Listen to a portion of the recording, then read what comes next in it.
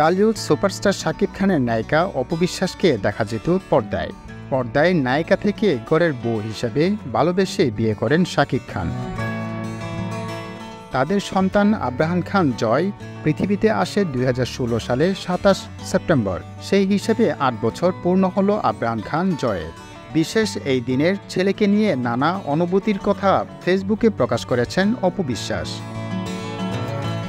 America থেকে cake এনে ছেলের জন্মদিনে কেক কাটালেন সুপারস্টার শাকিব খান।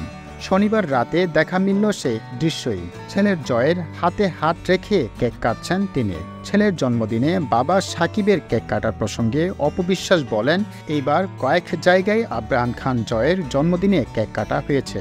তার বাবা শাকিব খান জয়কে নিয়ে তার বাসায় একটা কেক কেটেছেন। জয়ের জন্য আমেরিকা থেকে অনেক কিছু উপহার নিয়ে এসেছে শাকিব খান। তবে অপু বিশ্বাস ছেলের জন্য কি এনেছে তা বলতে চাইছে না। অপু বিশ্বাস বলেন, জয়কে যে ভালোবাসা দিয়েছে তা উপহার থেকে অনেক বেশি, সেটা বাসায় প্রকাশ করা যাবে না। 2 মাস যুক্তরাষ্ট্রে ছিলেন শাকিব খান। এরপর ছেলের জন্মদিনে ঢাকায় পা রাখেন তিনি। এদিন হঠাৎ নব্যরূপে দেখে চমকে যান তার অনুরাগীরা। দাড়ি বড় করে মাথায় ক্যাপ পরে সেলফিতে ধরা দেন তিনি। অনুরাগীরা মনে করছেন এটি হয়তো শাকিবের নতুন ছবির জন্য কোনো নতুন লুক। জয়ের জন্মদিনে উপলক্ষে আগের সামাজিক যোগাযোগ মাধ্যমে শুভেচ্ছা জানান শাকিব খান।